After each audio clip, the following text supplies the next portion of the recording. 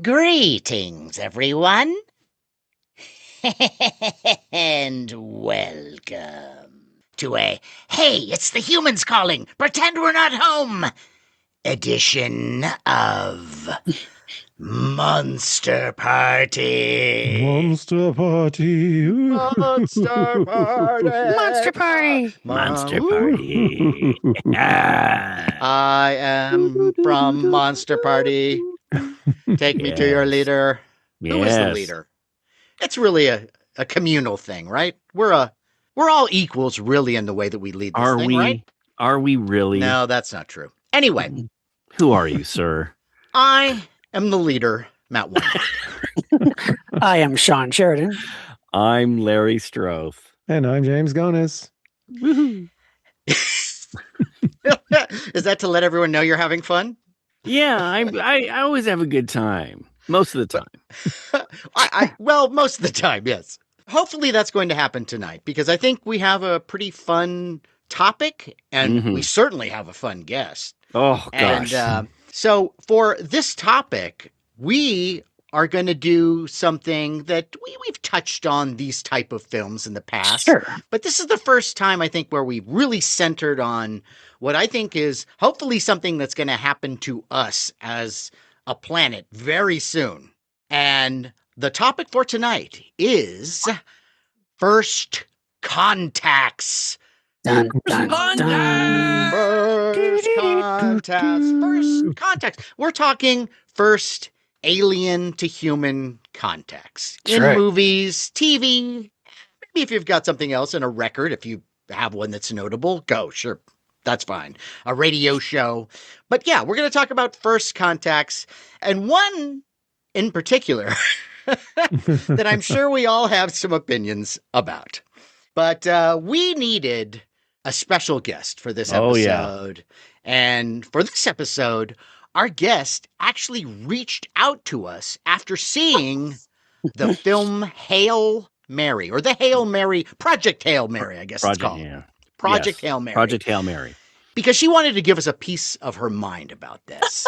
And they know a lot about aliens. Aliens. yes, They talk aliens. about- No, this guest definitely knows her aliens.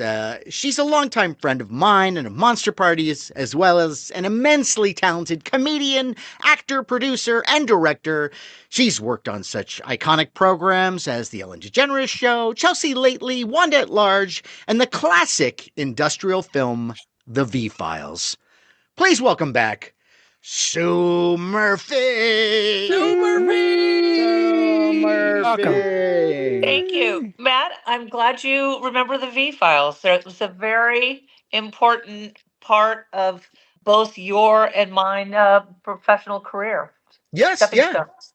I also felt that it was a bonding moment for us. Like, it brought us closer together as friends.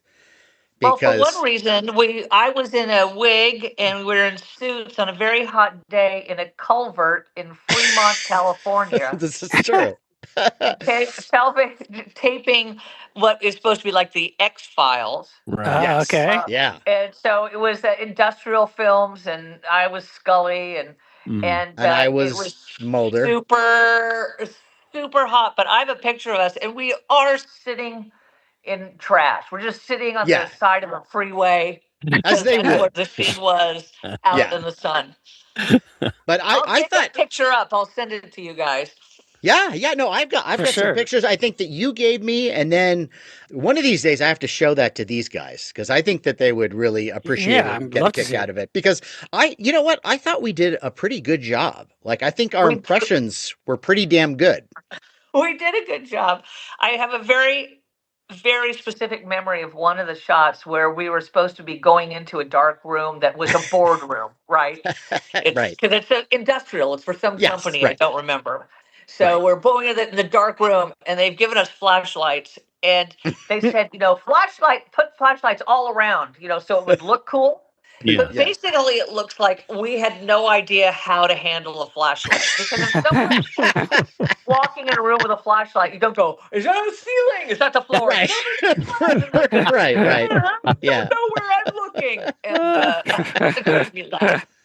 but yet we took that absurd circumstance and worked it into our performance and made it real. Yes, we did. Using all your tools. As the professionals you are. Wow. I That's think correct. I might have a copy of that. I'll see if I can dig it up for you. I'd love Yeah. to see that. No, I think you guys would definitely get some laughs out of it. That's for sure. Put it up on Patreon or something. Here they I don't think Yeah. Sue would or, like that. I don't think she would. industrial plumbers No, or something. let's scrub the internet with us. We have to keep that amongst us. But anyway. So yeah, we're doing First Contacts, and there is a very important film. I say it's important because it's very popular right now. Very successful. Yeah. Very well reviewed. Yeah. And I'm talking about the 2026 film Project Hail Mary. Yes. We were just talking about. Yes. And it is taking the world by storm. It is. It took me a while to see it. I remember when I was watching the commercials, I wasn't sure what this thing was. But yeah, I heard more about it. And then Carrie and I, with Ken Daly and Mel, went out to see it. And I know all of you guys have seen it. Yep. And then Sue brought it up. And so I guess what we should do is we should start with Sue. Listeners, if you haven't seen this film, there's some spoilers that we're going to be saying. And I don't want to spoil this. Just you are warned that we may be talking about stuff that tells more about the movie than you want to know. So if you haven't seen it, just put this on hold, go and see it, then come back. Come right and back. listen to the episode. I would like to say, Larry, if you've seen the trailer, you've seen the movie. So I was about to say the same thing. I was about Which is like a lot of movies these days, trailers. nothing will surprise you in this movie. I think that's a gross exaggeration. Look, Not really. Everything's there were literal. there were just 4 words that I had to hear when I heard about this film. 2 words: Ryan Gosling, outer space. Those 4 words. I'm like, oh, I'm there. I am there. I want to see Ryan Wow. Gosling in outer space. That's 5 Because- within. Because he is not going to do. He's not going to do anything. He's very particular about the projects that he works So on. anything that Ryan Gosling is in is going to be good, is what you're saying. outer space, Before you even see the movie, that's That's- going to be great. I'm Okay. just All right. This is a jumping. fascinating theory, Wow. Larry. But Sue, Already. if you could give us some of your thoughts about Project Hail Mary. Okay. I just wish it was longer. Me too. Yeah. Yeah. Good point. There's stuff you want to know. There's more. Really? at the end of Wow, the- Larry, Yes. that just went, Larry, that just went right over your head, Larry. God bless you, Larry. Wait, am I she the was being- one? She Am was I the being only one? sarcastic. It's called sarcasm, Larry. Irony. Yes. Oh, the next thing you're going to say is, "Oh, Lord of the Rings was too long." No, No, there's not at all. Lord of the Rings was wonderful. okay, good, but this This was too long. This was too long. No, I don't think. That Okay. there- Sue, Larry, continue. let her talk. Sue, continue. Okay. I don't know if I read this article about the original cut was 4 hours. Oh, Jesus Wow. Christ. Whoa. And they showed it to their filmmaker friends. And to their surprise, every single one of them said, "You need to take half of this movie out." Right. It's still 2.5 hours. Yes. I just say it's long because they play out so much that doesn't need to be played out really long. I wish, I'd hate to be the turd, but like the book, I wish they really got into the science a little bit more if we were going to do the whole thing. Okay. See, that's exactly how my wife felt about it because she loves the book and she loves the book The Martian too. And Right. Andy Weir, and I did not read the book, but you're right. She wanted more of the science problem solving was the best part of the book, she thought. And they did some of that in the movie, but I guess not nearly as much as was in the book, right? Yeah, well, that's what makes the book so interesting is that you really are trying to figure out if there's actually some sort of real root reality to some of the science that they're talking about. But then this is the thing that made me crazy. They build up, they get to a certain point. I don't know how much. I mean, I'm afraid that Larry, I'm going to be talking about stuff that's going to ruin this movie for people. Larry's got. No, me- we've already warned them. Yeah, yeah. Sue. Yes. We have warned Well, them. you get to this point where now they're going to go separate ways. and the Ryan Gosling and Rocky, the And the alien alien named Rocky. Rocky, which by the way, Great name. wonderful. Yeah. Yeah, yeah. But he goes, "What would you like to do? What do you want?" And he goes, "What do you want?" He goes, "I'd like to see your ship." Yeah. Yeah. And then you don't spend more than 2 minutes and you don't really see the ship. Yep. Well, Well, sure. maybe- What I thought that it was interesting that they took such a unique approach to the design of the ship. Like it wasn't overly effects driven inside the ship. It was very alien looking and it was very different, which I liked. I would have liked more though of exploring the ship, but I liked that it was so different from what we would think of as a spaceship. I agree with you. I think that was great, but they build up to this moment. It's a big moment. He goes, "What does he want?" His one thing is, "I want to see your ship." Now, what we see when he's looking around is his reaction to what he's looking at, and we're not seeing any more imagery than we've seen the whole film up to that point. Oh, okay. Yep. Yeah. True. It's his sense of wonder that we're seeing. Yeah, and I'm like, I want to see the ship. I don't care about Yeah. Ryan Gosling going. You don't want to see his sense of wonder. That's what I don't want to saying. see. I want to see what's sparking his sense of wonder. I would like to see what he's seeing, maybe. Just It's a something. little- Just a little something that you go, "Well, that's More of it. really cool." It's a little like the special edition of Close Encounters where Dreyfus finally gets onto Yeah. the ship and he's looking Yeah, right. around, but it's still like, okay, so what? It's kind of a nothing burger. Yeah, but that's something that I was just talking with my guy Chip on the way home, and I said, we had a lot about seeing the ship, and it was just the same shots we'd already seen. That was just one thing. Well, Sue, it's funny. You're a Star Trek fan. Some people criticized Star Trek: The Motion Picture. They when you see the ship, you were looking at the ship for 20 minutes or so. Yeah, So maybe That was wasn't cool. necessary That part. either. That was actually interesting. First of all, I timed it. It wasn't 20 minutes. It was more like a minute 30, but some people felt it seemed like forever.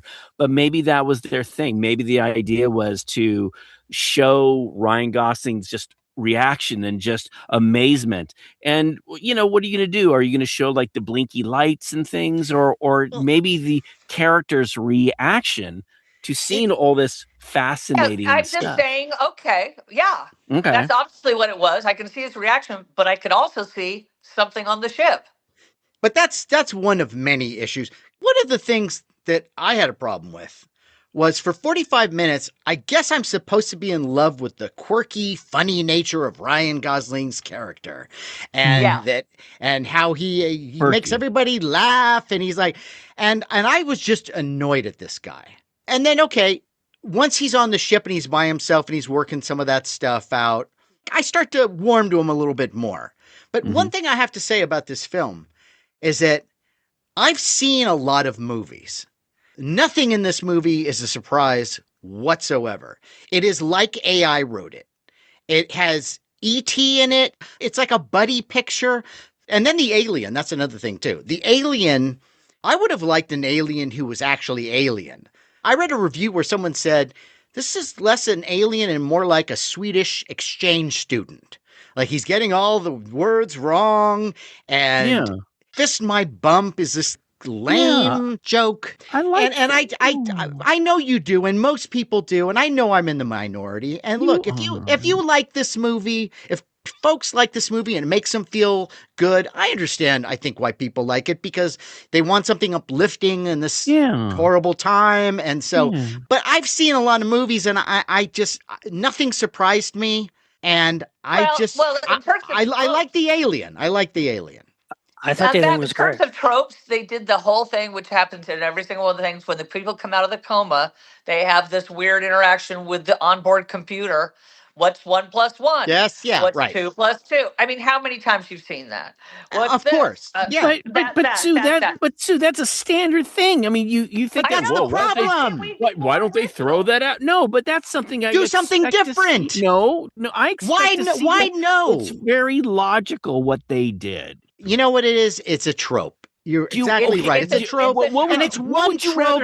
It's one He gets trope. out of his coma, and they're flashing lights, I and you would hear have liked disco music. How does he know how to run that fucking God. ship? Well, No, exactly. Exactly. They put this guy into an induced coma before they gave him any training. Certainly he didn't have enough training, certainly not to operate this huge ship. And he knows where every control is at every no, moment of peril. Yes. He can get out of no. and not only that, but toward the end when he has a chance to head home finally, no, he wants to turn around and rescue the alien. It's like, Yeah. oh God. You didn't like that? I can't figure out my remote, okay? And this guy already knows every little control over the ship. Whenever it's on fire, he knows what to do. Yeah. How? When did he learn this? He didn't have the opportunity. This drives me crazy. And yeah, it's a trope. It's used over and over again. And James, why is the most important button the farthest one away? Yeah. Also, that whole scene where he's outside the ship, it's just like, hey, we're going to insert our little action peril moment. Any plan that requires him being outside the ship, holding a chain or whatever the fuck was going on. And it was just like, and then he gets banged all around. He almost gets killed and he pulls back in. That's been done a million times. It's been done a million fucking times. And look, if you like this kind of stuff, great. But I've seen it all before. And I would like an alien that's actually behaves like an alien. He does behave like Instead of a guy who's like, within a second, he knows humor and he. Yes, he does. Time. It's like they condense it. They remember the film was originally 4 hours long, as Sue said. So oh my God, I can't even imagine out. that. No. Look, I know when I read that, Matt, there are moments in the movie where there's a suggestion that it takes time. It's not like he just wakes up and knows where everything is. It takes time for him to figure stuff out. He behaves way too human for a creature that is made of rocks. That's all I'm saying. This is what makes me crazy. But I think there's other movies that do this, that make the nice aliens are like curious children. Right. Their behavior. And it's so they've got this. This apparently is the best and the brightest from their planet, being sent out into space to save everyone. And he's like, I don't know how to roll around in this. Yeah, he's rolling all over the place. Okay, right? Yeah. Okay. What's this all about? Now, Sue, in fairness, another trope. No. In fairness, they didn't just send one Rocky guy out there. There were many. Do you remember what we learned? No, I know.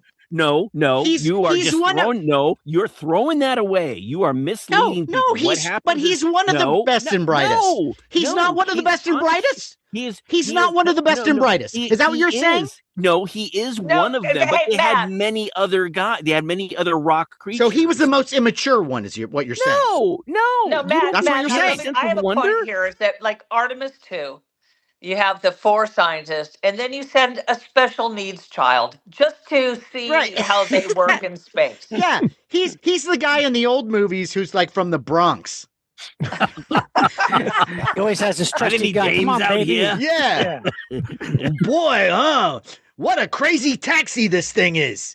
See, that's you guys are a lot more critical than I was of. I still enjoyed the movie, but yes, there are weak things in it. There are definitely familiar tropes. You're right that he's a high school teacher. I mean, I know he used to be a scientist, so you have to stretch a little bit that he's going to know how to make his way around the ship. But I thought, considering the subject matter and the story, I thought in somebody else's, a different filmmaker's hands, or maybe if it was something other than Ryan Gosling, I think it could have been way more saccharine and melodramatic than it could have been worse. Was. Yes. Oh yeah. But I'm just saying. But like, I thought, first of all, I liked the alien because they managed to create a 3-dimensional character out of a pile of rocks, and I bought it. I bought that part. And again, I love all the compelling science problem solving. I think that stuff was great. And yes, you're right, Matt. I think today, just as an unabashed, positive, feel-good, comforting movie, that's what people wanted at the time, and so it did well. I do think that there were definitely issues. I thought some of the humor was forced, some of it was a little too silly. I thought the music most of the time was rather cloying and saccharine. There's also a moment, I don't know if you guys picked up on this, because I know how much you guys go off on Prometheus, but there was the moment where his name's Grace. Grace gets that canister that was sent over from the alien ship, and he just picks it up and opens it right in front of his face. I mean, wouldn't you want to put it in some kind of Andromeda strain container and open it with gloves? And because you don't know what it is. I thought that was a little too much. I could have done without the karaoke scene on Earth, but still, considering what it was a very rather innocuous, but I still enjoyed it. I thought it was actually, it's very similar to an Adam Sandler film called Spaceman. Do you guys know about that film? No. It was 2024. I don't think anybody saw it. It's very similar. Adam Sandler is a Czechoslovakian cosmonaut who's sent to investigate this mysterious cloud of dust in space, and he's all by himself. He misses his wife, and it's actually quite melodramatic. But suddenly there's like a giant spider, like about the size of a big dog, that's in the spaceship. And it talks, and it's telepathic, and you don't really know, is he imagining this or not? But it's very similar. The relationship he has with this spider alien is very similar to what Rocky and Grace have in Project Hail Mary. But I just think, again, it wasn't the greatest film, but I did enjoy it. And my wife, again, what she didn't like, and I agree with this, one of the big problems to me was, in the book, there was no recreational room where you have all the, you like pretend like you're hanging 10 and the beach and all that. This all kind of, VR created thing. But why would you, first of all, if this is such an important mission, why would they have time to build that for the astronauts who, by the way, it's a suicide mission. So why would you build something that you can kind of look at all the wonder and the beauty of the Earth when you know you're going to talk you out of it? Yeah. So it's also, though, Rocky did not speak through the monitor thing in the book. It was simply Grace learning the language after a while, being with him for a while. It was all, and they did the subtitles at the end, but so the whole cutesy voice and all that was added for the movie, and Gina didn't like that.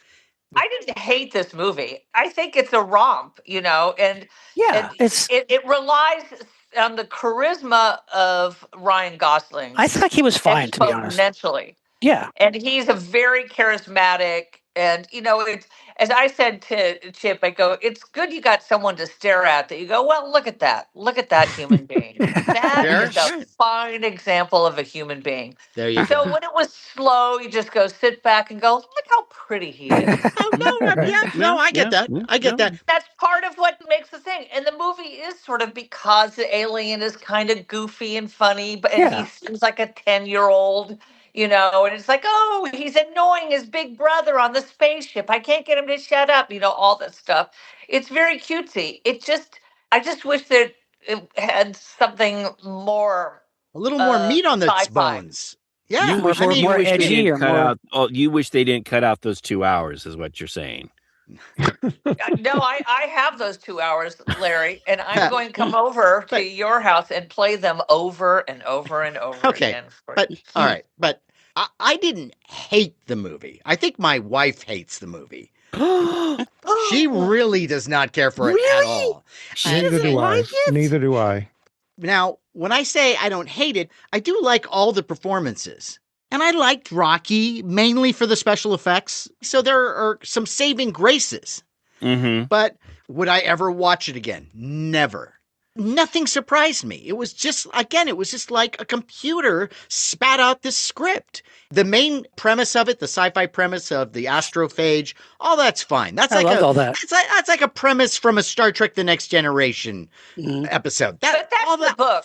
That's fine. The source material. Yeah, and all that is fine. But when we're dealing with Rocky and he has to save Grace and then he's injured, I mean, did anyone, from the minute Rocky showed up, did anyone for a second not expect him to either be injured or killed or something like that to pull our heartstrings? I saw it from the minute it started. I knew that was going to happen because it was following E.T. And then it turns into it's Turner and Hooch for a while. But all that being said, I understand why people like it. People who I respect, Sean, I respect you. I get it. I get why people like this, especially at this time. I don't think it's a steaming pile of shit or anything like that, but there's just not a lot of meat on those bones. Yeah, it's sci-fi comfort food, and I agree with you, Matt. It's probably not the kind of movie I'll watch again. Probably it wasn't like a magical experience for me.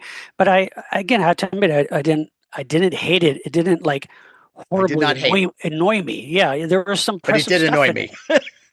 But it's like I'll use it. Andy Weir's other book is The Martian that they made a movie out Right, of, right. obviously with Matt Damon, and that annoyed me a little bit too. But That it's a annoyed me good a lot. movie.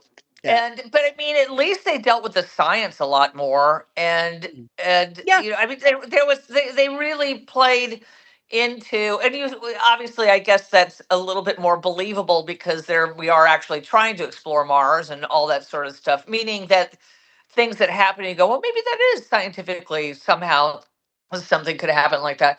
But I just feel like it could have had a little bit more gravitas than it really was, a kind of a comedy forum for Ryan Gosling and a rock. Yeah. Right. Right. But The Rock was very well done. Yes, it's from Galaxy Quest. Exactly. I said the same thing to Gina. Yeah. I feel like I've seen so many science fiction movies, even just in the last 15 years, Interstellar, The Martian. I mean, I honestly, if I wasn't sitting next to someone with my stepdad in a movie theater, I would have walked out probably about halfway. I mean, James, you don't like anything anymore. I mean, I guess not. What to you is a great recent science fiction film? Well, look, I would have to think on that one. Do you even like the genre, though? I mean, if you're literally ready to walk out of almost every movie you see, do you like going to movies anymore? Maybe I don't. I think maybe my expectations are too high that I just want to see something different. But you can only watch Phantom of the Paradise so many times before you have to open up and see some other things. Sean, you mentioned the musical score. It was by Daniel Pemberton, and I don't think the music was bad. Really? I thought it was just like it was. Like, I thought the application. Here's the sentimental part now in this movie. Yes. No. If I listen to the soundtrack, I'd be like, oh, this is good music. In the film, it's annoying as hell. Yeah, because it telegraphs for emotional impact. Exactly. Every single scene. Exactly. Oh, this is a humorous scene. Oh, it's humorous music. Oh, this is a sad scene. Oh, it's sad music. But again, that's in a lot of movies, and that doesn't mean that one element ruins the movie for me.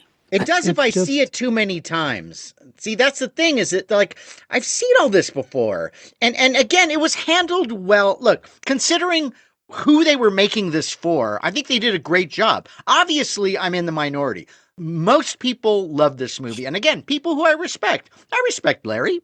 Also, Larry loved it. Don't even go there. I do. I don't agree with you all the time. I respect Larry, yes. Here I'm complimenting you, and now you're shoving that back in my face? Go ahead. I don't respect all your opinions, except when you're saying, well, everybody else liked it, so it must be good. When it's not that argument, right. I will listen to you. Just being able to, Look, I didn't go in wanting to not like it. I went in wanting to like it. I doubt that, James. I'm telling you, I do. These days, just didn't work for me. I didn't care. There was nothing about it that made me care. What was the last movie you saw in a theater that you had a great time, James? I'm just curious. But not is it 1970s? Like, what was the last time?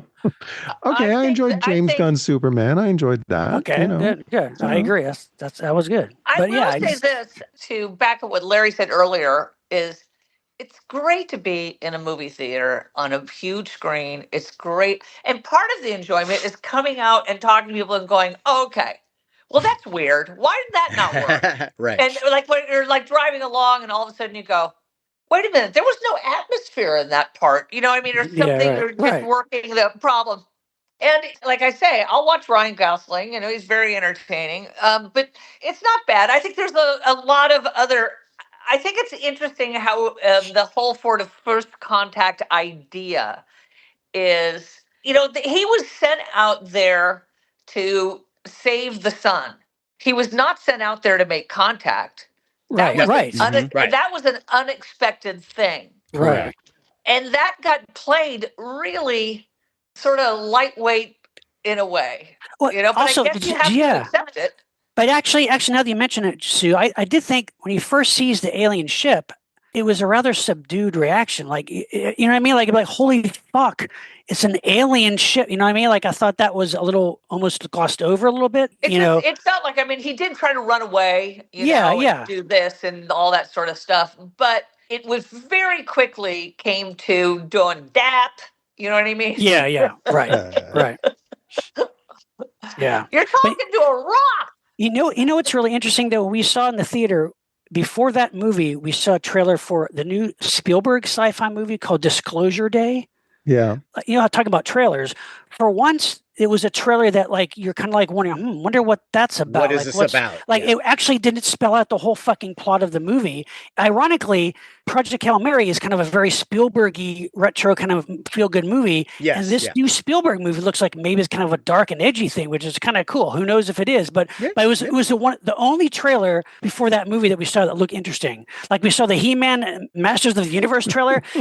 Talk about written by AI. The most generic looking trailer you've ever seen. Every line, every shot, so generic. So like Disclosure Day, I'm hoping, wow, that might actually be interesting, be a good movie. But that was like a Spielberg movie that is very unlike Spielberg. Maybe, I don't know, but it's just interesting. Except that he used David Koepp to write the screenplay over and over and over again, and I see his name again in the trailer. It's like, oh, come on, use a different writer for once. But what if he's a good writer? Why does that matter? I don't think he's that good a writer. Well, but it's Spielberg uses them all the time. movie's based on Spielberg's idea, and he hired Koepp to write it. So who knows? I'm just saying, I'm not going to judge the movie until it comes out. What else did he write? Remind me, please. Well, Jurassic Park. I think that bombed. I think he's a hack. Everybody liked it, Sean. Spielberg uses Everybody's him too much. a hack. Every screenwriter's a hack. James. He's a hack. I had the chance. Right. I was begging to go see a movie at a multiplex, whatever was going to start, and Cold Storage, David Koepp's own film, was playing with what's his name. And you walked out. I didn't even go in. I'm like, David Koepp, fuck that. So you actively avoid any movies by David Koepp. Yes. Okay, James. He's a hack. Just stay at home. No, I will say this, because we have a lot of disagreements, but if there's anything I'm learning from this episode, James, I can't wait for your script to be made into a film. Because I'm guessing this is going to be the most amazing blow-away everything, all the bad news you've watched, you've learned from. Now you're going to write the ultimate script that you have shit over. I world's agree most with you. Perfect script. I mean, Sean, I agree with you. That was an interesting trailer. You know, it was a well done trailer. For once, it was refreshing. Yeah. I don't care for Emily Blunt that much, but the trailer was intriguing. I would say, Larry, I think that I'm really excited about his James script. I don't know if you know this. He's been working diligently. He's been working under the name, I believe it's James Cap. Is that what it was? What's his name? For quite a while. Wow, it's a love-hate thing. It's like what was the Stephen King? Oh, the dark half. Yeah, he's your dark half. Oh, right. Well, don't get me started. Everybody's happy. Everybody has their Project Hail Mary, and now he's teaching little rocks on the planet. Right. Great. Oh, I love that. Yeah, I know. That was cheesy. I agree. That was cheesy. What would you expect, Sean? He's going to be in a zoo. I'm not expecting to go back to Earth. Like, get me back to Earth now. I want to be around. I want to be around a woman. I want to be around a human woman. Well, that's a good point, Sean. Look, at some point, a female rock creature. Is he get lonely after a while? At some point, he's going to ask for a drill. Drill a hole in one of those creatures. Exactly. Well, here's the thing: if they can recreate, can you manufacture Astroglide? No. Listen to Sue. Sue, I'm just saying, at some point, like Planet of the Apes, they're going to bring him a woman. Yes.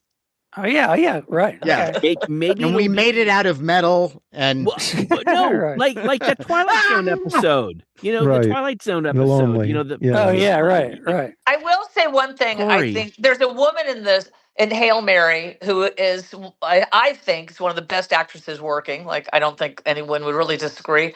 Her name is Sandra Hüller, I think, is how you pronounce it. Mm-hmm. And she was in Zone of Interest, and she was in Anatomy of Fall, and she's just talented. She is a really talented woman, and she brings something to this rather cold. I don't know if it would be NASA-esque, but whatever. Someone who's in charge of this project. Right. She's great.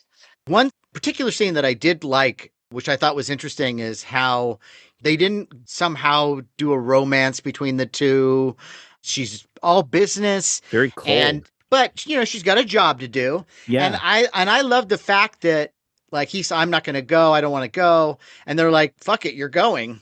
And That was great. I thought that was pretty cool. That was I really like that. good. That's I good. thought, because And I thought the guilt trip, and because I have this feeling like, let's say someone came to you and said, look, the whole world needs you.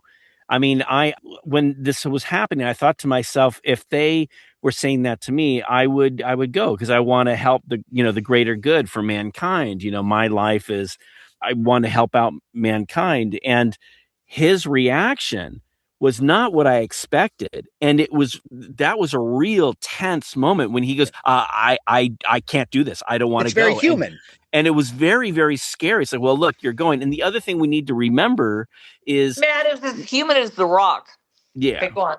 but it's like, we have Ryan Gosling's character meets this Rock character, and we think it's like, oh, 1-on-1, but each of them had a team. There was a team, and something happened where they died on their way to their destination. And so he wasn't expected to be doing everything by himself. He was expecting to have people help him.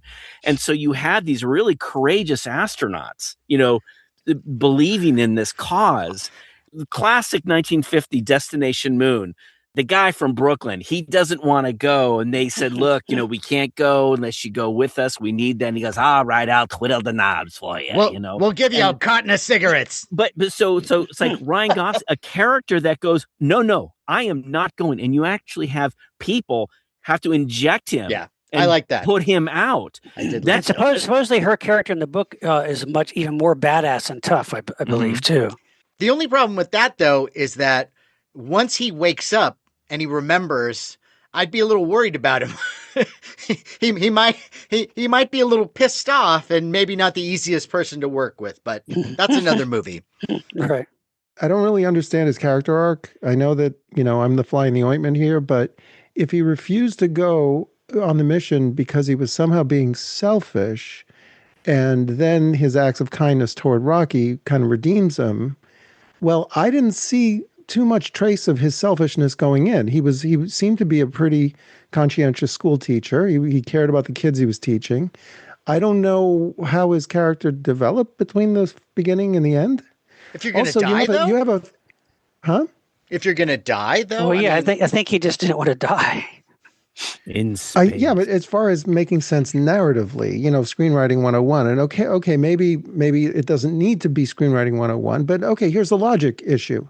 This is interplanetary potential disaster. You're saving the world. Yes, it's a suicide mission. And yes, a couple of the astronauts who were going to go were killed in an explosion. So you've got him and 2 astronauts that die. You've got a spacecraft that's as big as like the island of Manhattan. Why only 3 astronauts on this thing? I'd send, yes, a suicide mission. I think they could find more than 3 people to do it. Was it that big? Well, It's pretty big. When you send people out in outer space, the spaceship can only house so many people. Your supplies and everything to last as long as possible. You can't have, like 50 people on it. The ship didn't come across to me as this expansive giant arc of a ship. It was rather cramped. I didn't get that. Yeah. It was Although, did you guys wonder, though, another thing I thought was weird is that why aren't we using some of the technology from Rocky's ship? More of that. I mean, sure, he made that chain, but I mean, like all the alien tricks that this alien might have, and everything is happening on the Earth ship. It seems like it's very Earth technology centric. Which is fine, I guess, if that's the story you want to tell, but I would have liked to have known more about his ship and how it works and using some of that technology. Oh, that's interesting. I want to know more about that ship. I started there. Yes, right. Oh, and you know what? I will give this film one thing.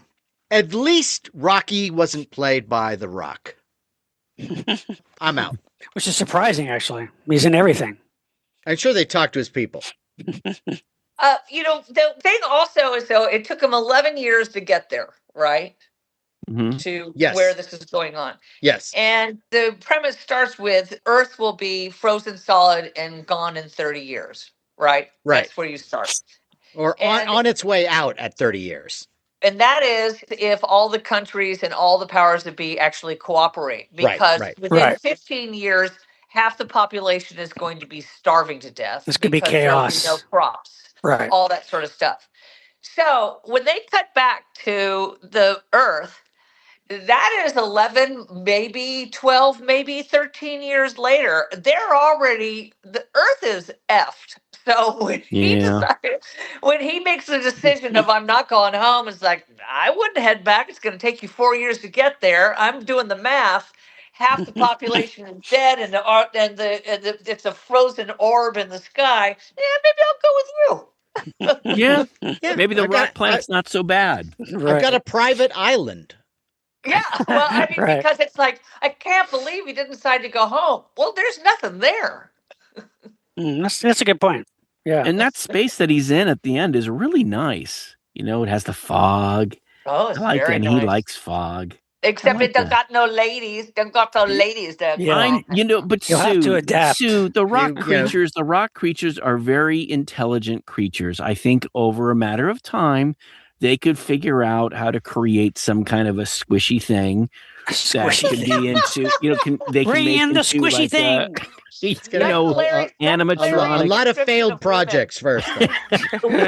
Okay. Is that how you describe your wife, Well, Larry? look. You know, the squishy thing. Look. Remember when Abraham Lincoln at Disneyland first, was doing its thing. It wasn't totally. He was having some issues. It took time for them to get Abraham To Lincoln. give him a vagina. No. No? Oh, To I'm make sorry. I him was trying to move. follow the story. To make him move around like a real person. My point Uh-huh. is, I'm sure the rock creatures would have created something and said, here, try this thing out. And maybe it, electrocutes Ryan Gosling or something. And, there's trial and error. And this I agree with you, this- Larry, because Abraham Lincoln today has an amazing pelvic thrusting motion at Disneyland. I'll say. I think there are a couple of clips on YouTube where I'm not sure if it was Lincoln or one of the other presidents that's talking, and all of a sudden it just kind of leans over, and they have to stop the show because look, it's a mechanical device, and they all kind of have issues. But if it's Lincoln again, like how many times does Lincoln have to die during a show? Right. Well, if we're talking about first contacts and something that is original, if we go to, this is a favorite Next Generation episode of mine, and it's an episode called Darmok. Do you remember this one, Sue?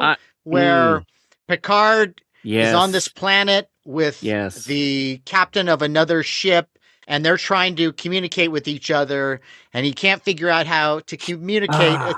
It's I forget who, Paul Winfield? Yes. And what you find out is that how these aliens communicate is through the use of metaphors. And he has to figure it out. And I thought, no, that's clever. I would love more of that kind of thing in movies. Really? Yeah. See, because for me, thought-provoking. If you think about it, if you really were to be in contact with some alien race, some people go, oh, well, maybe their language is a little different. Of course, how they even communicate may be completely bizarre and weird. Like from 2016, the film Arrival. It's on my list. Yeah. Great That's movie. on my list too. I love. Really well done. That's a great movie. And what's interesting is it's not so much about contact as it is the way they were trying to convey. Like a military guy says, I want to find out this. And then Amy Adams' character says, well, look, if you want to ask this question, you first have to go to what is a question? What is this? And and they're like cephalopods kind of. Yeah. And their language is like shapes. Talk about really fascinating. Talk about total alien. And totally. It's weird. I loved Sean, it. when I was watching, I was really confused. And then I thought to myself, if we did have an alien contact, I'm sure it would be something so bizarre like that. But not just that. It's what it does to you when you actually start to understand the language. It actually alters your own perception of time. Because she starts seeing flashes like it's very trippy, but exactly, it's a really good sci-fi movie. That's on my list of ones I watch again if I come across it. Yeah, I'd watch that again. If sure. It's on. I just watch. It's a horrible place to watch movies because they're on a plane because they're little they're so small. But I go through because you go through that whole thing and you go, there's nothing to see. There's 75,000 movies, there's nothing to see. And then I say Arrival, I go, oh, I'll watch that again. And the spaceships in that, I love the design of the spaceships too. Yeah. James, Yeah. did you see Arrival? Me? Yes. No. Yes, you're James. No. You didn't see the Yeah, movie? because you don't go see movies. I don't like the director, and I don't like Amy Adams, so I was out before. But James, you do realize you limit yourself greatly when you're James, on a podcast about James, genre films. no, James, I you guys saw it, so you can, No, James. If I can just suggest, I understand you don't like the director. I understand you don't like, Smart Amy Adams movie. because she did a Disney movie and stuff. I get it, but this is so unlike. It's so unlike anything that she's ever done. I started watching it, and I was just like, you know what? No, this isn't for me. Really? Because I think if you stuck with it, James, Yeah, the whole put on thing an episode of Too Close for Comfort. And No. then So, James, were you like 20 minutes in, maybe, or did you stop it at 20? No, it was like 30. Yeah. But see, Do you like Love Island? Larry, we're agreeing. See, I respect that. I respect that opinion about. So James, I'm just curious. film. Was it the you didn't like how There has to be one other listener out there who's like, no, I'm with James on this. I don't like Amy Adams either. Oh, I'm sure there is, but there's so many movies that you just It's not like she's Adam Sandler, James. I will be the contrarian. That's Yeah, he didn't like it. So what? Yeah. Because I have this vision of James likes science fiction stuff, but I thought it was really intelligent. It's really intelligent. It's really clever. It makes you think. You don't you don't like to think? Well, what about if you guys? I think Matt, you've seen this and like it. Is Annihilation? Oh yeah, that was good. With that, that's a really interesting. Cosmic film. horror. Natalie Portman and Jennifer Jason Leigh. There are these female scientists who go venture into this area, I think it's in Florida, where there's this meteor landed, and there's an alien presence that's like mutating all the flora and fauna, all the plants and animals, kind of merging together, and it's very trippy, very weird. I like that.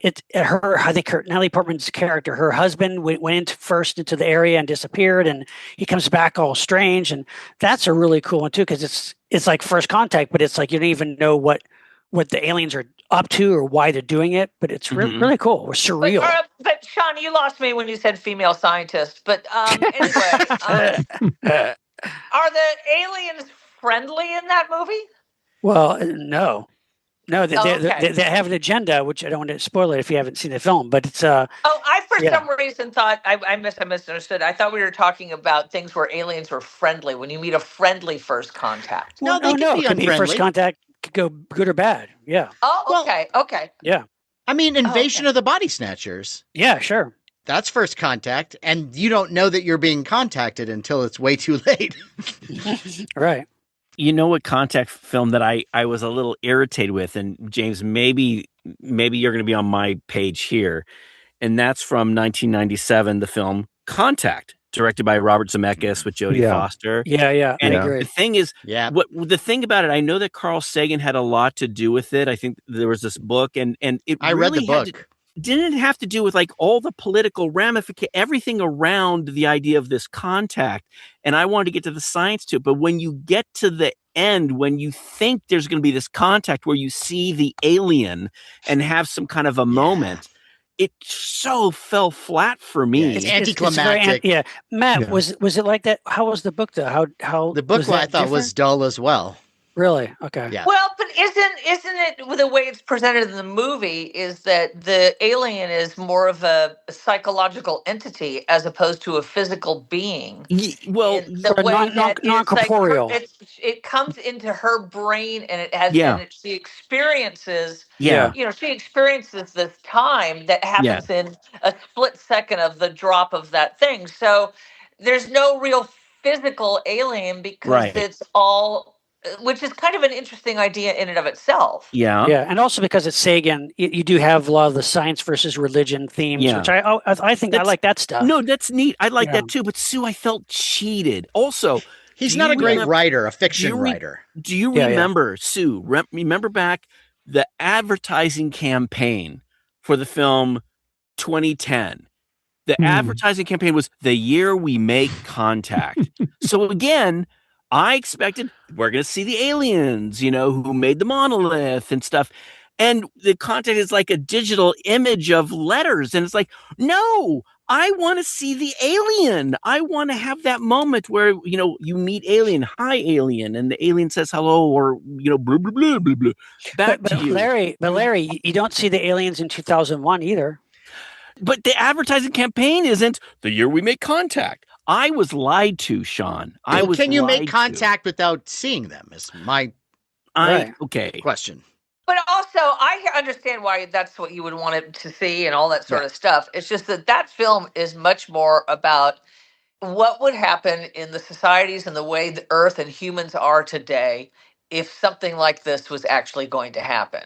Mm-hmm. Which it leads to religious zealotry. Yeah. It leads to country against country, potential war. I mean, it's like we are completely unprepared as a race to accept that there is life out there that we could communicate with in some sort of way, because somebody is going to say, well, fuck the Pope in this. I don't know who that would be.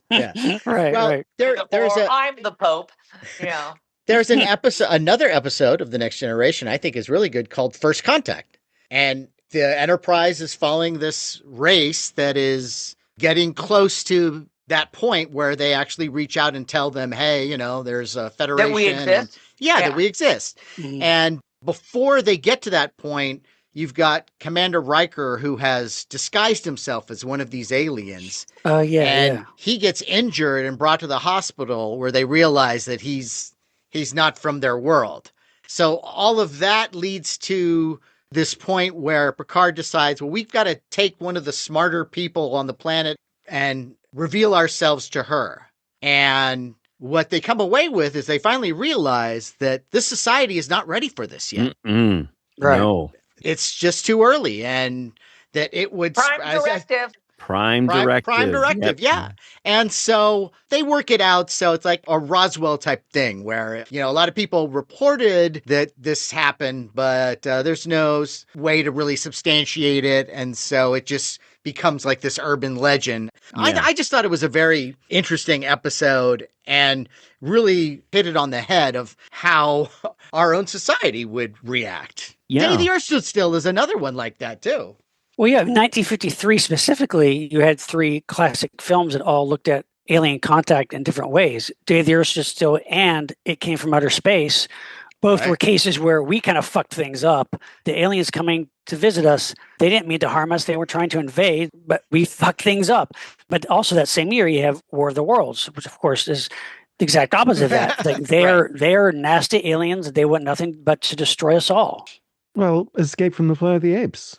They were aliens who suddenly we weren't prepared for and had to deal with it. And then you see how the chaos ensues after that.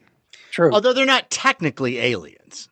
Technically, no, but... Yeah. What about District 9? Those aliens.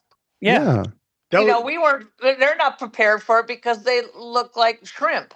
Right. Yeah. Well, and then they become like this ill-treated species on our planet. Right. And metaphors abound. Camp. Yeah.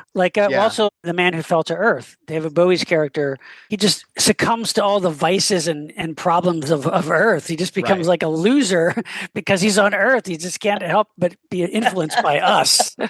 You guys were talking about 2001 Space Odyssey, though, and I think that might be one of my favorite first contact scenes in a movie ever.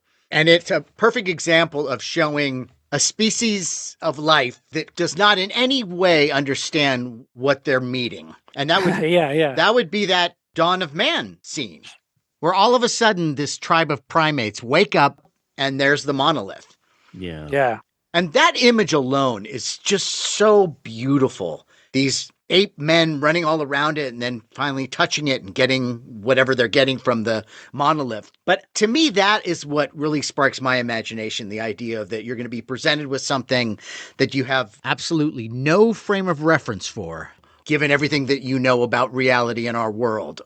Yeah. You can't even comprehend it. Yeah. And also the idea of an alien race manipulating the evolution of man. Sure. Which also the year right before that, was Quatermass in the Pit. Same concept. Yes, very Lovecraftian. Yes.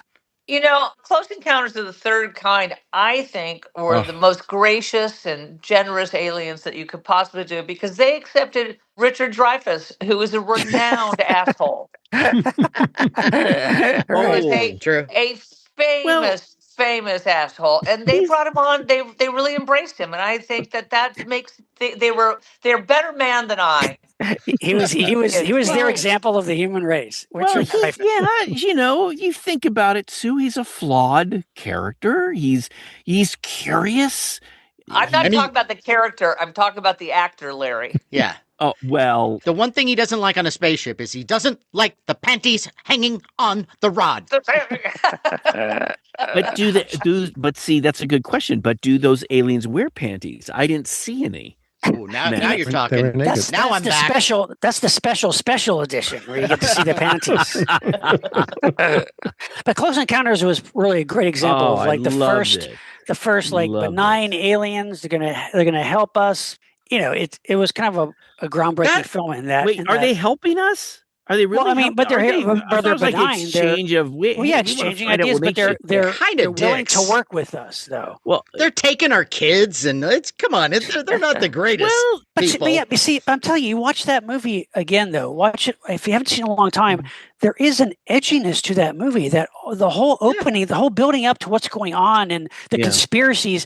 It's really well done.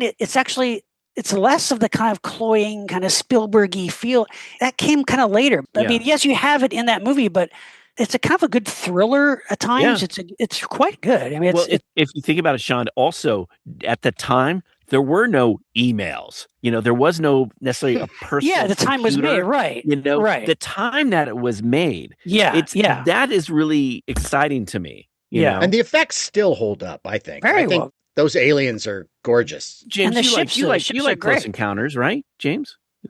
I like the music. Oh, Look. Spielberg. Turning into Debbie Why are you Downer. on Monster Party? no, I want to hear this, James. I've ranted about this before on Monster Party. I think Sue might have even been a guest on that episode. I just thought Close Encounters has always been just a little disappointing. I'm not saying it's not a good film. I always thought it was a little bit overrated. This was 2 years after Jaws. Spielberg could have done anything he wanted. I think by the time the spaceship comes down, it's like, all right, well, okay. What is there like a second part where we get all the secrets that the alien race has to make the human race better? Is there? What are you, Larry? Now what's happening? Takeaway? No. I was James the spaceship. I love the music. Okay. Look, when that movie came out, no one had ever seen anything like that before. Done I saw on Star that Wars. scale. No, it's a very different, It's a different movie. I was stupid. You know, I was a 12-year-old kid, and I wanted to see space movies, and I wanted to be excited by them. And Close Encounters was the next big thing after Star Wars, and I was a little disappointed. That's all. Is this during the Woody Allen phase? Just out of curiosity. Remember, you kind of went through that Woody Allen. Which Woody Allen movie? It was around. It was just getting to that point. Yeah. What's this right after your favorite sci-fi movie is Sleeper? It is good. Actually, it's up there. That's a great It's up movie. there. Yeah. That's where we connect. That's a good movie. Let's see, like you jump from Close Encounters to E.T., and E.T. is like the ultimate Spielbergian, Spielgy movie. That's what I'm just saying. Is Close Encounters is not that. And look, before everyone rips into E.T., you know, I just wanted to say all of these films that we're talking about, it's all adult stuff. It's adults encountering the aliens and stuff. What's so wonderful and beautiful about E.T., it's the simplicity of a little kid, you know, hey, if I met this alien, how would I react? How would I befriend him? You know, here's my little shark puppet. Have some Reese's Pieces. You know, I love that this little kid befriends his own alien. And if you're that alien, it's like, look, here's something that's not trying to eat me or kill me or whatever. I'm going to befriend this little kid. And who knows, maybe he can help me get back home. I love that movie. And it's such a heartwarming, wonderful film. Yes, Sean, there are things that make it look dated today. I'm not saying, Larry, but I've never said that E.T. is a bad film. I don't think it's a bad film what things are in your head you think I think that, or that I hate the movie. I don't. It doesn't work for me now. Yeah, it's not the kind of It's I a can watch kids over and movie. over. Yeah, It's a- yeah. Yeah, kids Sue. movie. It is a Sure. very good kids. Yeah. Yeah, it's very good for that young audience. Yeah, it's Yeah. fine, and I can see why it made tons of money. I mean, it's at the time it was groundbreaking. That But- Alien, I mean, all that but- was great. Yeah, it's But just, if you were a young James Gonis at the age of 12 or whatever, you'd look at it and go, "Puh, it's ooh, just that's- no. But Larry, the other movie which came out the same year is the movie that I will see over and over and over again is more my thing, my wheelhouse is The Thing. That's 82. Polar opposite of the E.T. worst first contact ever. Yeah, the movie that bombed. That goes along with the movie Alien. That's another Right, word. right. First Yeah, contact. Right. Yeah. Right, but I mean, at the Anything time, that busts out of your gut. right? Hey, E.T. was- that's uncalled for.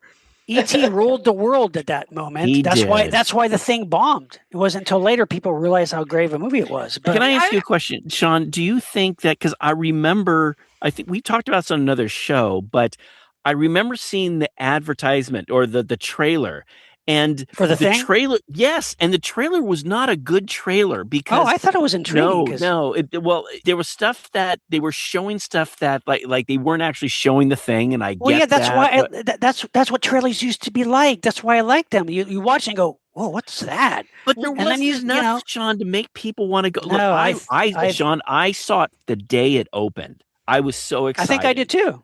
Yeah. But you And can't show anything in the trailer, or else you ruin it.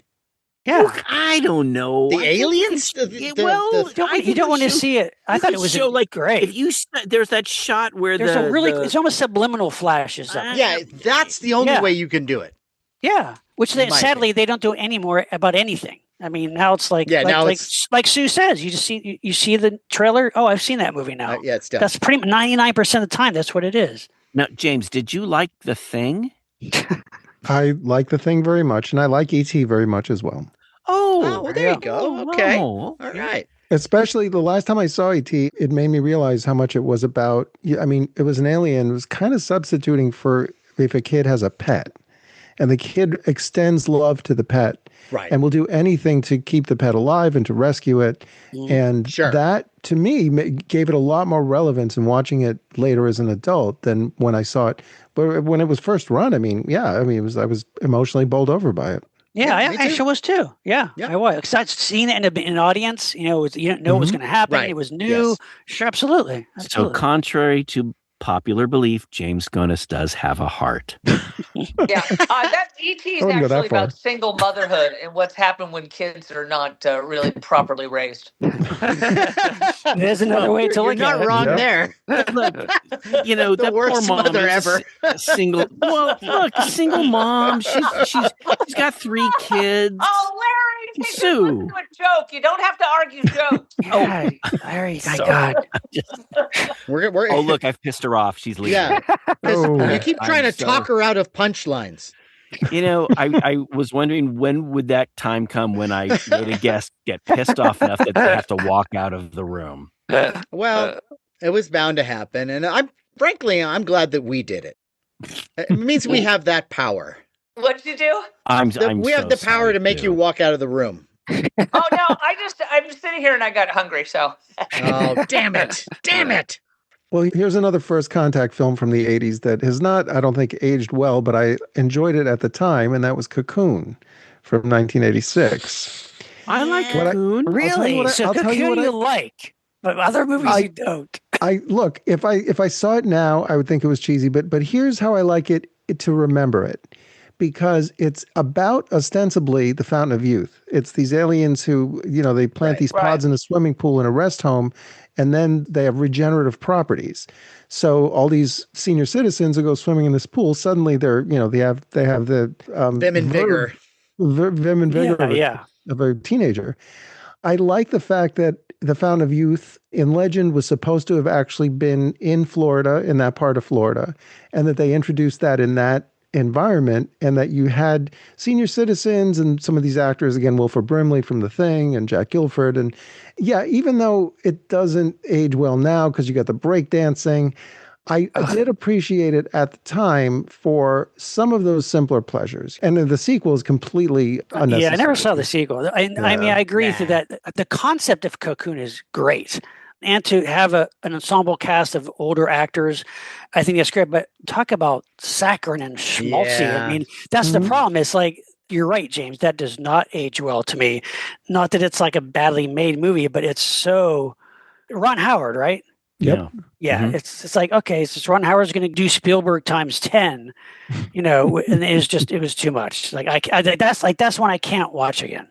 Well, Well, if we're here's a gonna, first contact one that's hard to watch again: The Abyss. Yeah. Mm, Oh, That's my. you know funny. what? You know what? I Oh. disagree. I disagree. I Oh, well. really like Hmm. The Abyss. I like I- everything except for the ship coming up. Yeah, At the actually, end. to me, the alien contact. Because and then it yeah. looks so weird in the It's water. And Yeah. The alien contact elements of that movie to me are the weakest things in the movie. I just wanted them to be surviving down underwater. That could have had just that. That stuff was great, but then you see the little butterfly aliens, like that was the weakest part. second Alien with the military, when the military went in. Is Yeah. that what? Yeah. So Yeah. it has that aspect of that, whereas the military is not really built to deal with conceptualizing Right. Yeah. contact with another planet Yeah, or another alien. There are lines, there are dialogue lines, they're a little cringy now. Yeah. And yeah, sure, some of the alien stuff is Close Encounters Underwater, Yeah. but the extended version of that, I think, is a much better film. The And makes all that, the 4-hour version. the 4 hour too. Abyss actually does work. Really? What is it today? Really? I didn't What do even they know that existed. what do they add There- to it? What is it? The ending, they add the ending where the aliens almost kill everyone on Earth. You have to see it. There is I have a to see this now. I have no. to see it. I'm surprised you guys. guys haven't seen it. I've seen where the ship comes up and there's aliens all over, but how is it different from the theatrical version? Well, the theatrical version ends with just the ship coming up. Yes. And yes, correct. it does and not look everyone good comes out of the and they're water. like, we should be dead. I know. Yes. We came up. We should have the bends, but That's we don't. right. They But- did something to It's us. magical. They did. But in the extended version, they show Sam Harris? Ed Harris? Ed Harris? Sam Ed Harris. Sam Harris. Sam Harris. Sam Right. Harris. That's a whole different alien. That's a whole different alien. Yes, but It does involve anal probe, though. Right. It does. but in the extended version, Ed Harris is taken in by the aliens and shown all these images of man's inhumanity to man and war, and that they have these massive tidal waves hovering over the surface, ready to destroy all of mankind. But Ed Harris convinces them not to. And there's this anti-war message. And sure, Right. is it a little bit heavy-handed? Yes. But I still liked it. And I think as a spectacle, all the underwater scenes, all the action Great. is all great. And to me, it's so great that it helps me forgive the things that are not quite as great. Mm. You know, Okay. you've probably seen those interviews with Ed Harris where he Yes. says that it was one of the most Terrible. unforgiving, torturous experiences of his entire life. But it's not just And- him. It's not everybody. just him. It's Yeah, everybody. Everybody, that James Cameron and the underwater, and it was like everyone thought they were going to die. Yeah, I know. A lot of people almost drown. And Yeah, it's crazy. The crew hated it. And oh, Right. Right. And Yeah. wait, you almost drowned. All right, back to one. Everyone. yeah, back to that's one. right. You know, I remember talking Everyone, swim back to one. Swim back to one. I remember this is back in the 90s talking to the vice president of DreamQuest. And he was very careful about what he said about James Cameron. And I'm like, come on, you can tell. And he told some stories about working on that stuff, which were just horrific. But Matt, I had a question for you, though, because I remember seeing the film.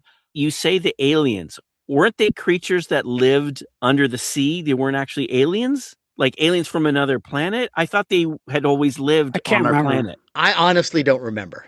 You know what I'm saying, though, Yes, right? When I do. think I of- do. And you might be They had the right. power of controlling water. Yeah. But there was the impression that they had somehow come here from somewhere else and made their Okay, life there. I thought that's what it was. Okay. Sorry, I honestly don't remember though. I thought it was No. like, like Aquaman's. Hey, Sure, here are right. these creatures that live in the Right, water right. who've been there Yeah, all this time. two That's what I- separate evolutions that were Yes, happening. Yeah.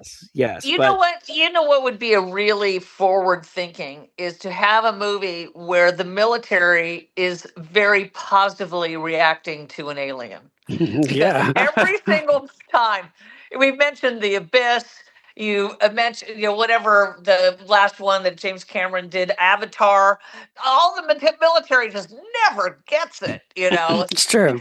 Yeah. Yeah. Well, there's a Deep Space Nine episode called Little Green Men where Quark and Yeah. his relatives, they're heading toward Earth to drop off his nephew at Starfleet Academy, and they hit this time warp thing and they wind up being the aliens at Roswell. no, So the Roswell story is all That's came funny. from I have them. To see that, And it's one, great and it's Matt. hilarious. Oh. And when you get back to Earth of that time, it's hysterical because everybody smokes Right. and there's that kind of hard-boiled dialogue. Yeah, Right. And so what Quark tries to do is with the military, he tries to work out a deal with them. Of course. And one of the military guys goes, you seem less like an alien leader and more like a used car salesman. So it's super fun. It's super fun. So yeah, I think that was one. If you've never seen it, Sue, I think you would really enjoy that. Oh yeah, that sounds great. Yeah. It's, of course, hard-boiled language in Star Trek has got to be the piece of the action. Right. Of course. Right. Yeah. Yeah. And that's really a first contact story, right? Because Yeah. Well, previous expedition yes. influenced the whole culture. We're like gangsters now. See, yeah. Well, and they kept making that mistake. Somebody comes, and then all of a sudden, it's a Nazi planet. Somebody comes, it's now the Roman planet. Right. Yeah. You guys bring up a good thing. Even if you don't follow Star Trek, if you don't know what Star Trek is, there is this rule, the non-interference. And then you realize how important that really is. It's like, do you really want to go and have first contact with another planet, an alien species, and maybe screw them up so badly that their natural development doesn't happen? And I think that's something that's very important. And I thought about this. We think of ourselves as these really brilliant creatures. Well, what if there are aliens out there that follow that prime directive, the non-interference? They go, okay, this planet Earth is really messed up. We do not want to let them know that we are out there because it'll screw them up big time. I mean, we think of ourselves as being so high and mighty, but maybe we're not. Maybe those creatures out there are. Larry, I don't think there's any maybe about it. We are not. Yeah. I don't know if you've been paying attention. No, I guess. We are not smart. Sure. Well, Yeah. I always wondered, somebody, I think, also did a cartoon about this, but all these stories where someone is abducted and probed and all that kind of thing, that maybe those are just the teenagers of the alien races who are just, oh my gosh. Let's just have some fun. Yeah. Some alien Matt Weinholds out there go, hey, let's mess with those humans. Yeah. Let's make a little human centipede out of them. Yeah. Come on, man. We do this every week. Come on. It's fun. I think there was a Kids in the Hall sketch about that, I think. It's like, why are we doing these probes? I don't know, just for fun. Just for kicks. But yeah, there's, of course, movies like Communion and Fire in the Sky, which deal with harrowing alien abductions. And those are very horrific first contacts in most cases. The UFO incident, the TV movie. Yeah. Well, now as we speak, isn't the government all about releasing all these alien files? Well, they've been saying that for years and years. But you say alien files, I think it's more like UFO files. UFO files. And for listeners out there, we did an episode a while back called Unexplained Phenomena with Roger Nygaard, who I think is one of the smartest guys I've ever met. And he went through this whole explanation about, okay, if an alien really was to come from another planet, and he talked through this, every culture that is visited by a more superior culture destroys the more primitive one. And if you were to go that long distance, Why would you do that? Is it to study, or no? You're finding a planet to live. So it's a great Independence Day. Yeah, it's a great episode. I strongly suggest you check it out with Roger Nygard, Unexplained Phenomena. But then what about scientific curiosity? If it's such a superior race, what about that?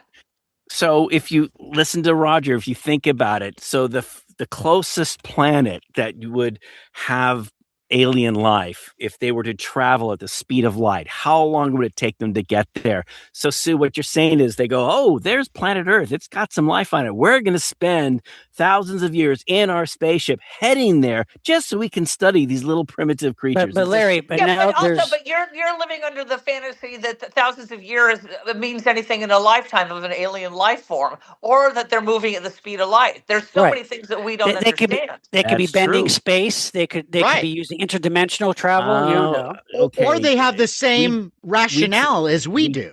Like maybe their goals and what they want out of life is not necessarily to conquer. They want something different. There's no way to fold space. But you know what? All I'm saying is... Says Larry Strode. That's right, Sean. I guess. Well, there's no way to fold space. You don't remember the discussion we had. There are theories, though. Physics theories about folding space. You don't. We can't do it now. You're right. Yeah, but there are theoretical theories about it. So who knows? If there really are incredibly advanced races. It's an interesting idea that I think that we anthropomorphize whatever alien things we talk about, or whatever things out there, that they have the feelings, the ideas, the things that we think of as humans. Yeah. And it could be so completely we just don't have a big enough brain to figure out what would be another thing and why they would want to be. I mean, and maybe there is no why in another place. It just is. Well, I read a story that was like a sequel to John Carpenter's The Thing. And the story was told from the Thing's point of view. Ooh. Oh, wow. And it was fascinating because to the Thing was like, why are these humans running away from me and attacking me? All I'm trying to do is bring them together. Because what you find out is that most of the universe has already been taken over by the Thing, and we're all one big happy family. And you go to Earth and there's so much discord. And if I could just absorb these humans, everything would be cool. Why are you fighting? Isn't that kind of like Borg mentality, though? Or Invasion of the Body Snatchers, too. It's the same kind of thought process. Or that show, Pluribus. Oh, yeah. I haven't seen that yet, but Pluribus is great. Have you seen that, Sue? No. You would love it. It's a unique angle on Invasion of the Body Snatchers. Okay. And all of a sudden, everybody is taken over by these aliens, except for a few people. And the main character is resisting. But until the aliens can figure out how to overcome the problem of why these certain people can't be absorbed, they're going to kill you with kindness. They're as nice as they can possibly be, and they're going to take care of every want that you have. And you can see your friends and your family are still there, and they're all very happy, and they have their memories. But they also have the memories of every other human being in the entire world. Ooh, I don't want that. Well, and the You'd want main that? character, no, and the main character doesn't want this either. But at times, she's almost seduced by how kind they are and how helpful they are. And it's a really great show, and that's one I would strongly recommend. I mean, it really is a beautiful act of kindness to get anally probed. It is a beautiful act of kindness. If it's Sue, done can I right. ask you about the anal probe thing? What is it that... Sue, explain it to us. No, yes, Larry. What's your question? No, it's like, doesn't it sound ridiculous to you? It's like, oh my gosh, these aliens want to probe me. Oh, it just...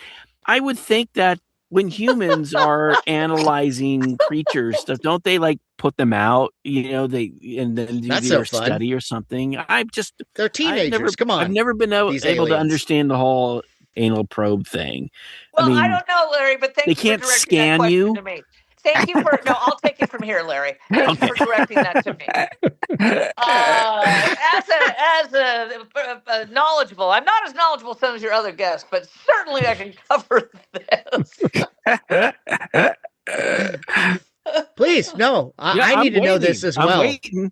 I have no idea. I just think it's funny that Larry goes, Sue, what would the anal probe. Like all of a sudden, I've got I've got some sort of credentials to do a So dissertation on this. I've heard it gets better after the first couple inches. No, but okay. So look, we've talked a bit about first contact films. Do you like first contact films? Do you prefer a happy alien cooperation, or do you like the angry alien and trying to destroy humanity? What's your thing? I don't think I have any sort of. I just want it to be a good film. Right. Yeah, I agree. I want it to have some sort of, interest, something that makes you think a teeny bit. It's interesting. Right. Think a teeny bit. And A little bit. Just a little bit. Just a little bit. And I liked Cocoon, and I liked, I liked a bunch of, I even liked the stupid sketch Coneheads. That's kind of fun. The movie is underrated. First Contact. I like the Conehead The film. movie is But underrated. that's First Contact. Yeah, It is. totally. Yes, it is. Yeah. Hey, there's a movie right now. It's one of my favorite movies, and it's a first contact film, and it's a sci-fi horror film, and it's called No One Will Save You. Oh, yes. Yes. And it came out Great about film. a year ago, and it is all about this woman who you don't find out until later. And this one I don't want to spoil, but the town hates her, and you don't really know why. And she has this kind of fantasy life in her home, and she has a little miniature town that she sets up, and she's building this little private world for herself. And in the midst of this, aliens come. And they're like these pretty sinister versions of the gray alien. Mhm. And they attack her, and they attack everybody, but we're concentrating on her. And the scene where they first attack and they're stalking her in her home is just chilling and well directed. The effects are great. More of the town and I guess the world are being taken over by these aliens, but she is a scrapper, and they can't get her and are having all these troubles capturing her and wiping her mind so that she is now one of their drones. But the ending of this film, I can't give away, but it is so satisfying, and actually it's kind of a feel-good ending in a way. But it's called No One Will Save You, and I think that you would like this one as well. It's the nice mix of a pretty smart script and some great action. Well, But I've written also- it down, Matt. I've written Yeah. it down. And You'd love Matt, it, Larry. I think you would. I'm And Matt, one of the seen it. best kind of a gimmick or element of the movie, though, I don't think this is giving Yes. much away, is Yeah. there's actually no dialogue in the movie, except for like background people talking, but there's no like full-on conversations No. in the movie. And or like teeny little bits maybe at the end, but it's great. It's silence, and it's looks and reactions. It's really amazing. It's Supposedly really, only 5 words in the film. yeah, really, really cool movie. Yeah, that's a good one. And, Matt. it sounds like that atmospheric thing that could be so powerfully scary when Yeah. Oh, yeah. that silence. I mean, you like Blair Witch was, you know what I mean? It just, Mhm. you just didn't have to say anything, and you scared the shit out of you. I would say, in terms of like first contact movies, I like them. But when any sci-fi movie leans too much into horror for me, I'm not good at it. Well, Okay. so like The Thing, you are not a. Well, I saw The Thing. I appreciate it. I had my eyes closed for lots of it. Sure. There's some And so wild so stuff that's in that not film. something I would go back and watch again or anything like that. That's I just don't real horror movies. Now, The Body Snatchers is a horror movie, but it doesn't have the thing like The Thing. Correct. Yeah. Yes. An Alien, has those moments of absolute just horror, but when that's going to happen. You close your eyes, now you can and now it's just basically, just tension. Plus the Right. fact you get Sigourney Weaver. I think all you guys really enjoyed Sigourney Weaver's little underwear, and I thought that was fuck yeah. No. Absolutely. Hey, I'm not going to Abso- lie. I have a model kit of it, and Hey. I am not lying. Sue, have you seen I both? remember as a girl looking at it, going, "Oh boy, look at." Yeah, no, So have you if I seen- could just live in that moment. Yeah. It's good. So have you seen both versions of Invasion of the Body Snatchers? The one that came out in the 70s? Sean? 78. And then, with then Leonard there's the one with Nimoy. Donald Sutherland. Yes, Isn't there the one with yes. Donald Sutherland? Yeah. Because Both that great. one, the first one is great. The second, it's great too. It's both of them I thought were just good example terrific. of two great versions Mhm. of that story.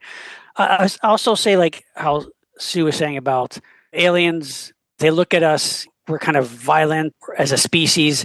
A great Outer Limits episode is the Xanthi Misfits. On my Because list. Xanthi Misfits is a great story because it's ultimately a very cynical view of humankind, because you find out there's a ship that has landed somewhere in the desert and the military goes investigate it, and there's these little horrible little kind of insect creatures that attack, and they're like, we have to kill them. We start killing them all and destroying them all.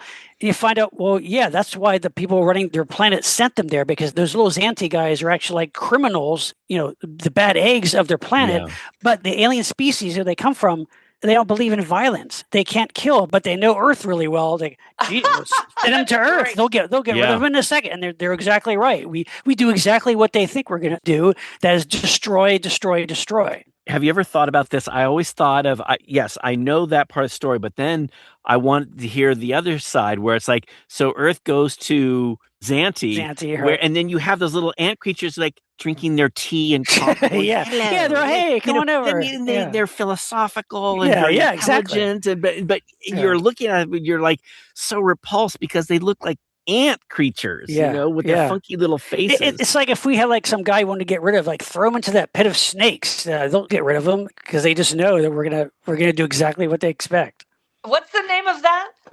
It's called the Xanthi Misfits. I think it's the first season episode. Bruce Dern is in it. Zanti. Yeah, Bruce Dern is in it. It's great. It's great. I think TV Guide listed it as one of the greatest in their top 100 TV episodes of all time. Yeah.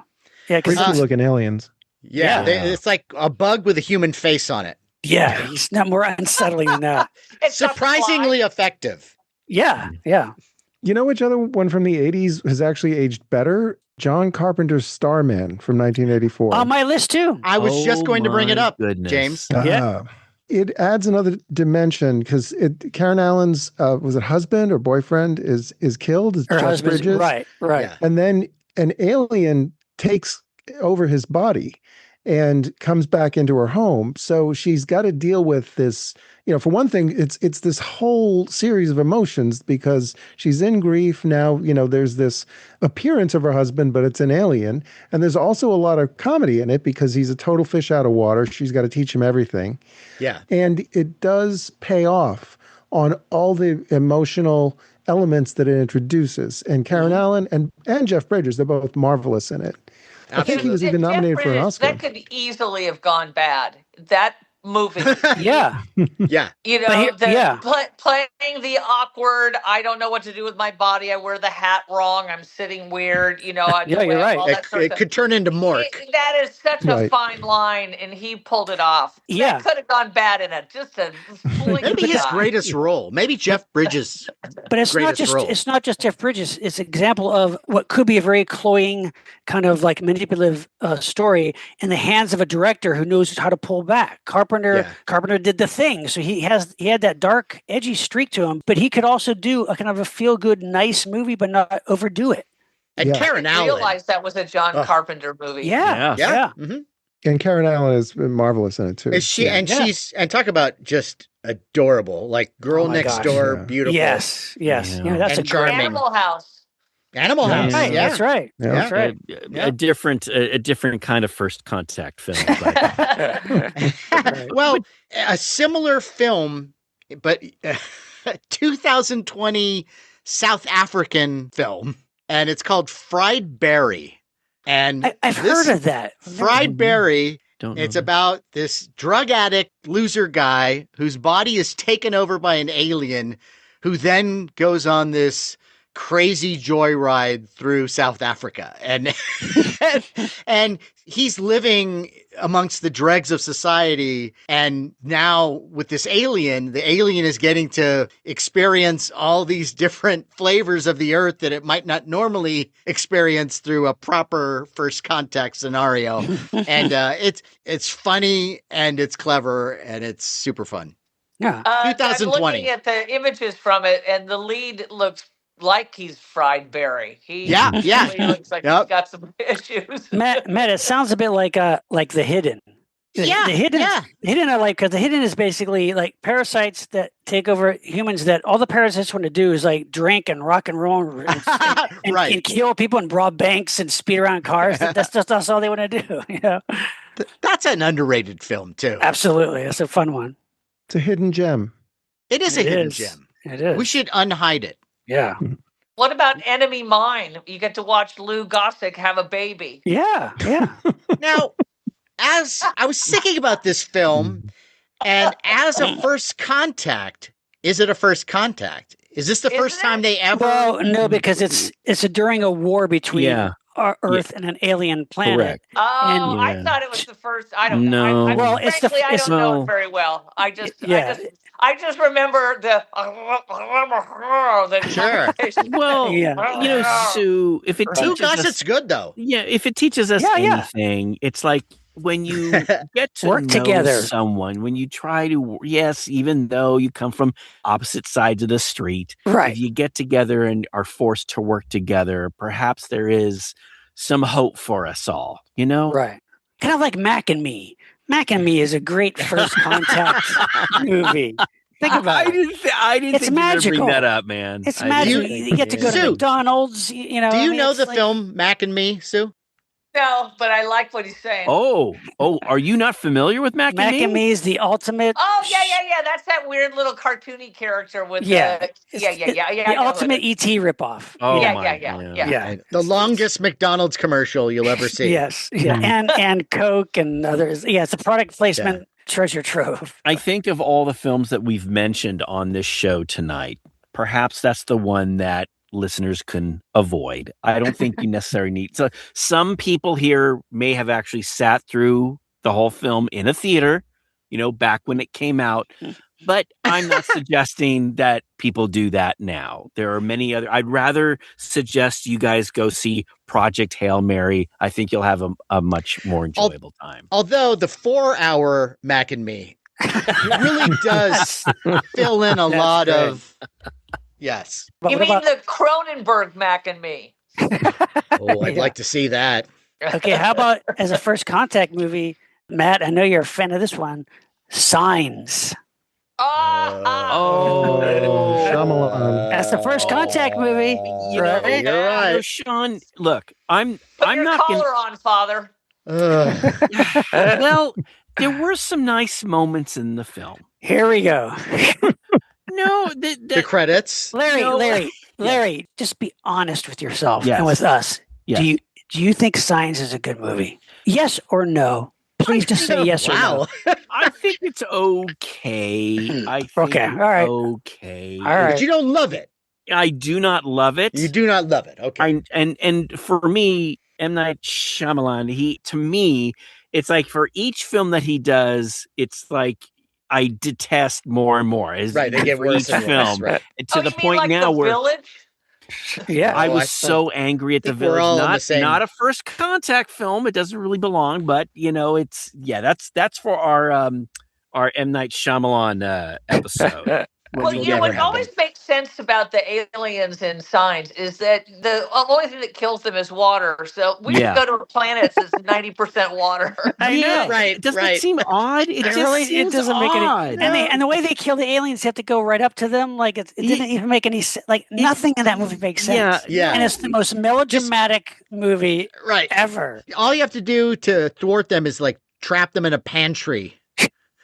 Pretty much. Wait, Sean, you say melodramatic. Do you not like emotion, heartfelt emotion? No, Melodrama. Not when it's Melodrama. It just the word melodrama, Larry. It's forced and there's been some forced and fun, forced great artificial melodramas over the emotion. years. Yeah, Overdone, forced, and artificial and bad. That's what melodrama is. There is a moment there for listeners. There's a moment in the film when the family thinks they're being attacked by these creatures, and Mel Gibson is talking to his kids about. Yeah, he takes out 5 minutes out of the tense moment to give this explanation. No, it's not an explanation. He says his stuff on the day that you were born, and it's like he's trying. I know, it's he's trying to do. No, I love that stuff. That's like one of the worst scenes in the movie. No, it's a great moment. Yes, it is. Because you don't have kids. You don't know. It's like well, screw this kid. No, that's why we don't like it. I have cats. Good writing and bad writing. Yeah.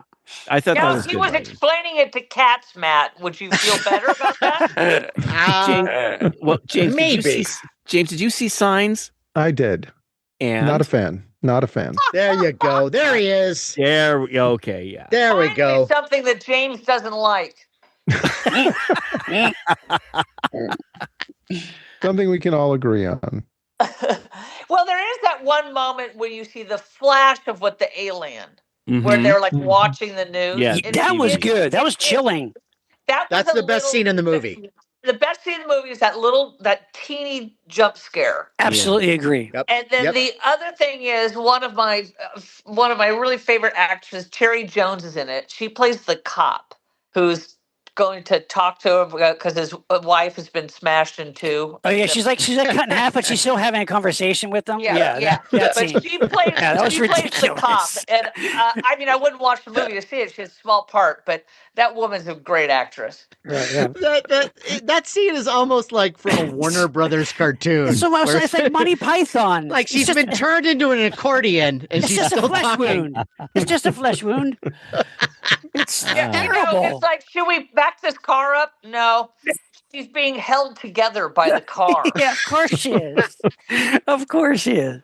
Well, get her a coffee or something. I know, right? Yeah. Wow. What beer. What can I get you? What's a little something? I don't know, maybe a little. You're on your way out. You feeling a little peckish? I imagine you've got some sort of intestinal distress right now. So maybe we stay with soft foods. Yeah. Well, we've talked about an awful lot of we have made first contact with each other. We have. Can I add one thing about Hail Mary? Oh, please. So this is just the thing. This is basically wrapping it up in the way. I was just, I just looked it up to try to see how long it ran, before we were talking about it, et cetera. And you know how on your Google search, it says people also asked, and it's the frequently asked questions, the frequently asked questions. The number one on it, and I wrote it down, it said, quote, "Is Hail Mary based on a true story?" Oh my God. Wow. So if you have any confidence in the world today, that's what we're dealing with. Yep. Pretty much. Wow. Aliens, come get us. Come save us from ourselves, please. Yes. Well, I think this has been great, Sue. This has been wonderful. Yeah. Always brought up a lot of great. Well, I mean, we've talked a lot about Project Hail Mary, and I would suggest to listeners, go out to that theater and see that film on a big screen, because to see outer space on a big screen, it's a great feeling. If you're going to see it, I would say absolutely see it in a big screen. IMAX if possible. See it. Yeah, see it in all its spectacular glory that you can. It's a fun movie. Yes. If you don't see a lot of movies, go see it. And James, would you recommend to listeners to go out to the theater and see the movie? I think you know my answer on this, Larry. But James, if Cocoon was back in the theater, would you go? I'd think about it. If it was a matinee. Yeah, but see, no one can replace Jessica Tandy, right? No. True. Hell no. I mean, you see that coming out of a pool? Oh my God. Yum. But Sue, it's always such a joy to have you with us. I have so much fun. I always have fun. I mean, thank you Yes. so much for being with us. Is there anything you're working on you want to let our listeners know about? I just replanted a whole back hedge of Eugenia in my yard. If anyone wants to Nice. Yeah. Cool. And so when can we see that? When? Yeah. When we're coming over to mail. Will that some be letters, available on Matt? streaming at some point? It'll be on streaming. Everything's on streaming. Everything's on streaming. You know, I'm a woman of a certain age, so I'm on streaming. So that's where it's at. Well, In Sue, all the thank you best ways. so much. Thank you so much for being with us tonight. Yes. Thank you. Yeah. Thank you. Guys, what do you I say love seeing we you guys. give Sue a wonderful toast to Sue Yes. Murphy and to First Contact Aliens? Come get us. Beep, boom, boom, bom, boom. Time for a listener shout out. Shout out. First contact shout out. Alien shout out. Hello, shout out. Yeah, I got to say, on the last episode, I was somewhat surprised and touched that Matt Weinhold gave me a shout out Ah, for some of my editing work on our Patreon videos. And we also gave Larry a shout out for his Yep. Toy Times on Patreon, and Larry's daughter, Kathy, for editing those videos. right. Well, now I would like to, in turn, do a surprise shout out to Matt Weinhold Oh. for being the unseen force behind why Monster Party, the podcast, sounds so good. Oh, because you. Matt edits these, and our listeners may not know this. Matt edits these with a perfectionist's ear. It's true. And the reason that we sound so good and that we've come to sound so good is because Matt has been fine-tuning the show ever since we started. And we know that he may not want us to repeat this, but we know how hard he works, because sometimes it isn't until 5 a.m. that we'll get the email from him saying the show is up. That's so all the Matt- drinking, though. No. Matt, want to thank you and salute you for your tireless efforts. and Yes. perfectionism. Yes. Toast to Matt for all Yes. the great Thank you hard so work much. you do. My fat cats, Great you guys. And job, also- seriously. and He spends also- hours and hours. That you're absolutely True. right, Jane. Yes. And Thank also you a so shout out much. to Shawn Sheridan as well for Yay! being the unseen force behind most of our social media posts, especially during holidays, Dumb. Yeah. but yes. reminders. I like to be on to, top of it. I like to try to be on yes. top of it. Well, yes. Thanks. You absolutely are, and it's You do much an appreciated. excellent job. Thank you, Sean. You do an Also, of amazing course, job. to Gina Sheridan for her tireless work and the graphics that yeah, all those graphics. Oh, yeah. advertise Oh, yeah. each new. And she is a real perfectionist too when it comes to like, wait, the font's not right. Wait, I have to get this. I got the color from Monster Party logo to match this color. I mean, she gets really into it. It is Yeah. awesome. So Yeah. we thank Gina as well. Here. You're here. Thanks, James. Thank you very much. And let's say that an alien comes down from another planet. You want to make a really strong impression for that first contact. Well, there's no better way to make a strong impression than wearing Monster Party merch. And you may ask, where can I find this merch? Well, that's easy. It's on our eBay store, which is called, you guessed it, Monster Party Store, where you can find Monster Party t-shirts, Monster Party shot glasses, Monster Party PPE cloth masks, the legendary Monster Party baseball cap. And if you buy merch from our eBay store and also happen to be a Patreon member, we will throw in free surprise goodies, courtesy of our good friends Jason Lenzi at Biff Bang Pow Toys and foam fabber extraordinaire Ted Haynes. Two men who, after first contact, you'll definitely want a second. And for our listeners and fans, if you've been listening to this podcast for as long as we hope you have been, hey, you can just go to one spot now to get all things Monster Party, and that is monsterpartyhq.com. That is our website where we have all of our episodes. I'm talking over 300 episodes, show notes, film reviews. We have blogs. We got a new blog by our own curmudgeon, James Gonis. We got all of our Blu-rays can be purchased actually from our website now. Yeah. And it's just everything's there. So if you want to learn anything about Monster Party, go to our new website. And on that website is also where you can go to our TeePublic store, which is where all our merch is, as far as like t-shirts, stickers, tote bags, mugs, all the kind of artwork and designs that are inspired by Monster Party, all the kind of stuff that we would wear and have. It's all there. Ghouls and monsters and everything. So check Great it out. stuff. Yes, that's TeePublic. That's teepublic.com/user/Monster Party podcast. Check it out. And everybody listen to us. Please, if you like our podcast, vote for us for Best Podcast for the Rondo Awards. Voting is happening now. You can go right to our website. We have a web page specifically for voting for us for Rondos. You can go to monsterpartyhq.com/Rondo. And there you can vote for us. You can also go to rondoaward.com. And you will see all the categories for all the other nominees.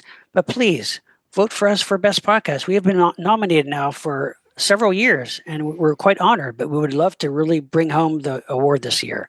So you have till May 1st. So please check it out and vote for Monster Party Best Podcast. Come on, folks. It's a bucket list thing.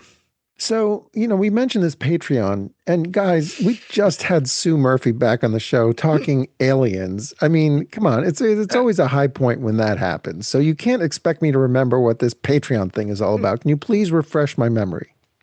I don't expect you anymore, but okay.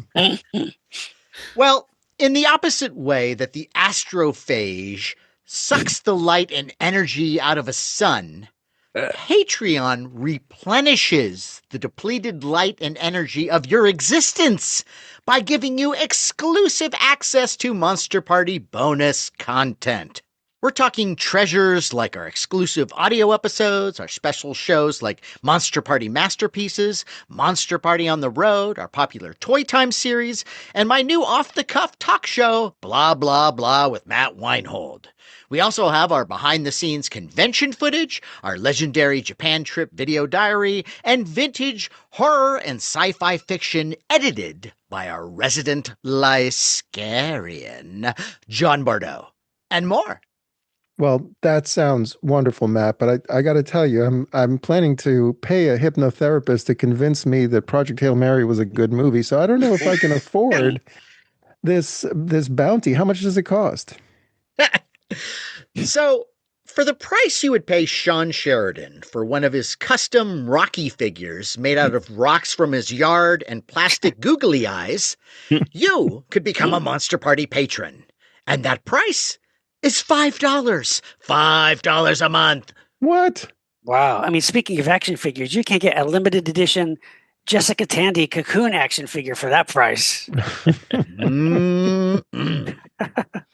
Well, that's a close encounter of the best kind. How do I sign up? Well, all you have to do is you go to patreon.com, you go to Monster Party, you click join, and next thing you know, you'll be as happy as Ryan Gosling getting his bump fisted. The right way. And speaking of getting your bum fisted, we are on social media. We are on Facebook and YouTube at Monster Party TV, Twitter, Instagram, and Blue Sky at Monster Party HQ. And hey, wherever you're listening to us, please take a moment, write us a review. We would love to hear your thoughts, and we will read it on the air. And yes, we will read your review, but due to relativity, it may take around 15 years for you to hear it. On that note, I am Matt Weinhold. I'm Shawn Sheridan. I'm Larry Strothe. And I'm James Gonis. Keep America strong. And watch anything involving a first contact. Anal probe optional. Ow, ow, ow, ow. Oh.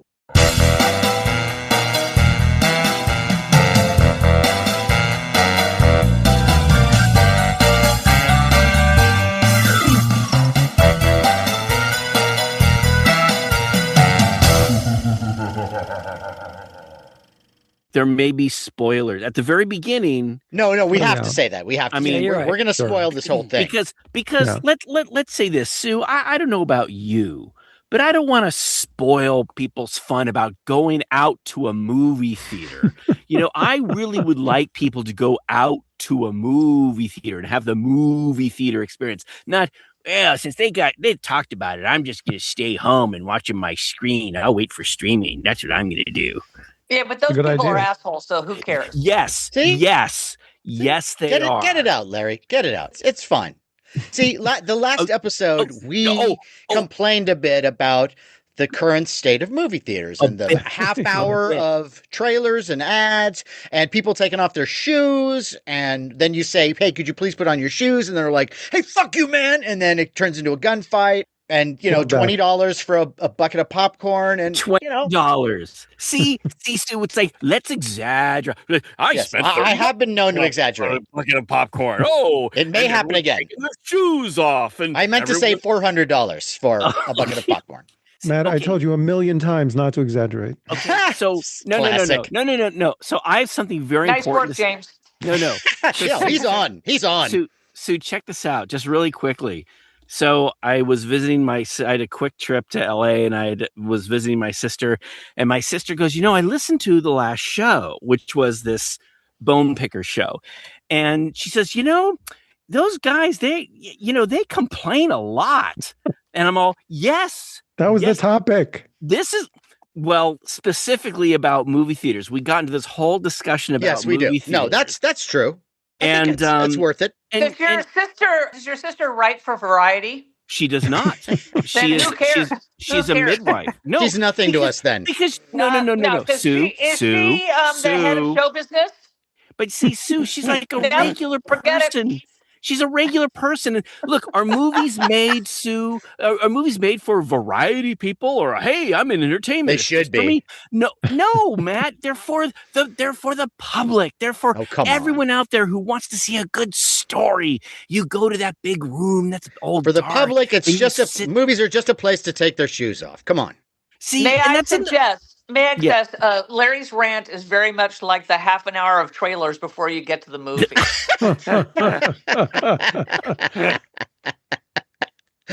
Yeah. But you know what? I would argue slightly more entertaining. Slightly more entertaining. Slightly. Yeah. And I will say, look, if I'm wrong about something, I will say it. So I don't know, was it Sean? But that would mean you'd have to admit that you're wrong, and that's never going to happen. No, because James said, oh, there's 30 minutes of commercials. And I'm like, oh, no, you're exaggerating. And Sean had that clip. And it says the guy at Sony says, hey, what's the deal with these 30 minutes worth of commercials? And I guess it's that specific the Regal chain. Yeah, where they do that. And I've been going to a theater. They do it almost everywhere. No. It's very close. They do it at Look. They do it at AMC.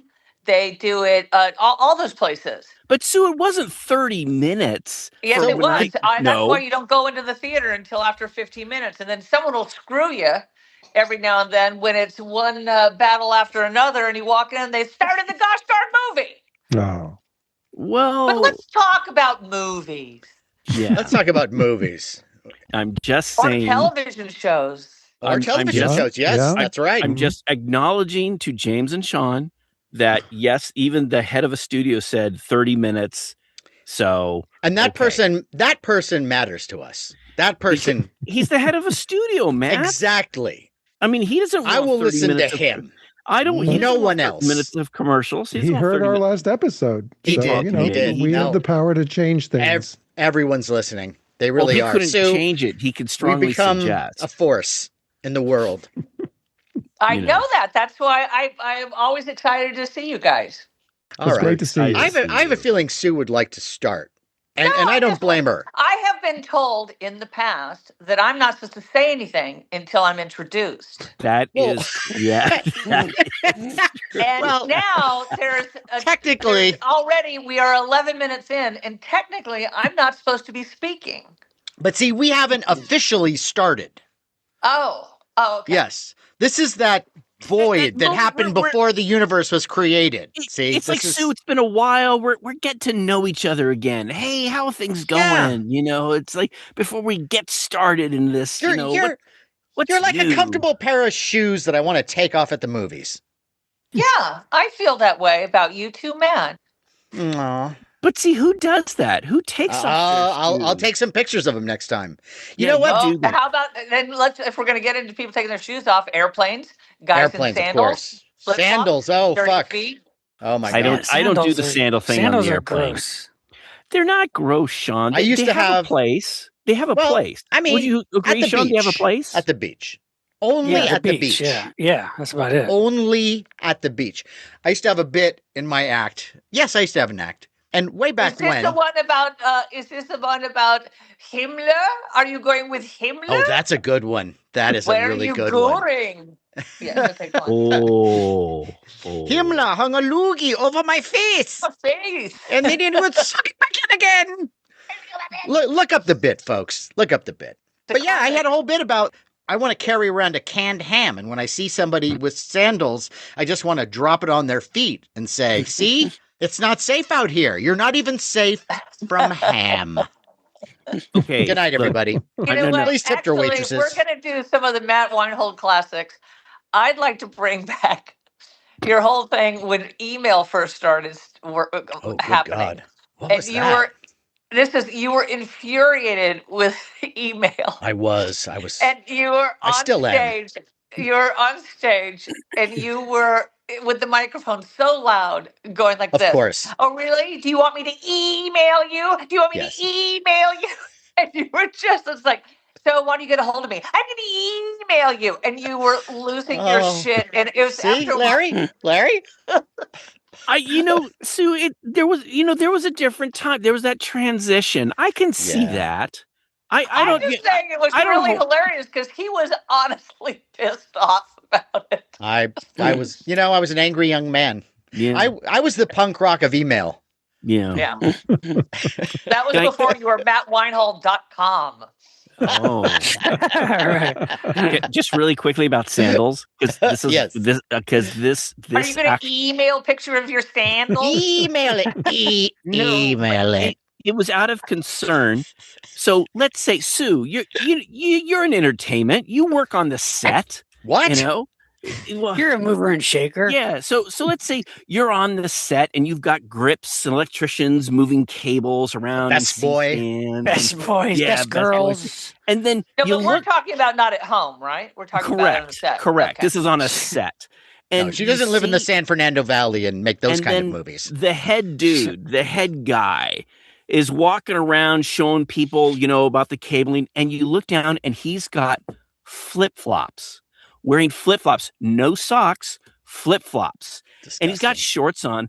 And as a producer, I was concerned. And I went up to him and go, hey, and I tried to do it away from people. And I said, hey, I'm kind of concerned because you got flip-flops. Come here. No. And I said, shouldn't you put some shoes on or something in case something drops? And he got so pissed at me. And he said, hey, I'm going to change that rule. I'm going to change that law because flip-flops are great. And he went off and off about the flip-flops and how you should always have flip-flops on the set. I'm like, are you out of your mind? Yeah, and then he went to the movies. Well, no. No, actually, I believe January 6th, he charged the Capitol building. Well, just the sound of all the flip flops flopping.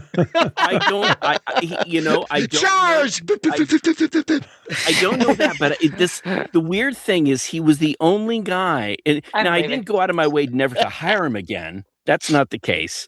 But it was. But you're right, Larry. You're right. It's a dangerous situation. You should have hard shoes in case something happens. I had people on the set get their hand smashed, something landed on their foot. Man. There have been accidents that have happened in my 30 years of being on a set. And so to me it was so odd. And this was when I was at AFI, okay?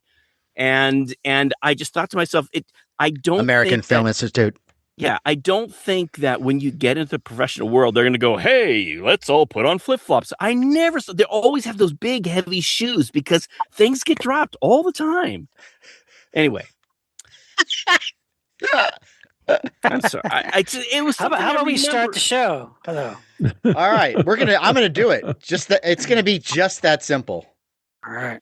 I'm gonna send you an email. Sorry. And it's just called First Contacts, right? First contacts, right? First contacts as opposed to first contact, because Correct. we're going to be talking about multiple first contacts. Correct. Hopefully, We might start on the big one. we're going to start on the big room. one. Yeah, we're going to start on the. Mine were hard lenses, and that took a little getting used see, to. way ahead of you. Way ahead of you. Never had any. Never will. Okay. I don't understand the reference, but that's okay. Hard like contact lenses. I know what a contact lens is. Do you know what a hard Contacts. contact lens is? I do not. Before It's an soft old- contact lenses, there were hard ones. I know, it's hard to believe. Not comfortable.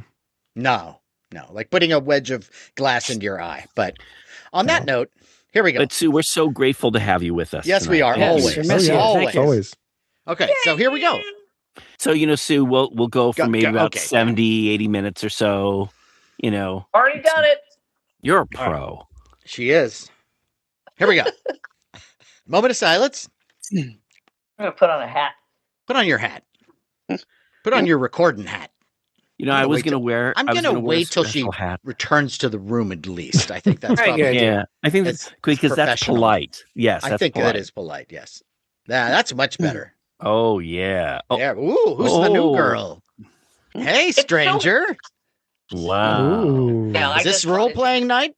No, I have my goddaughter has a 3.5-year-old, and that's why I had to be a little later because I was taking care of her till the last minute. Oh, And she has a mailbox in her playhouse in my back of my house. So her mother got me a U.S. mail hat.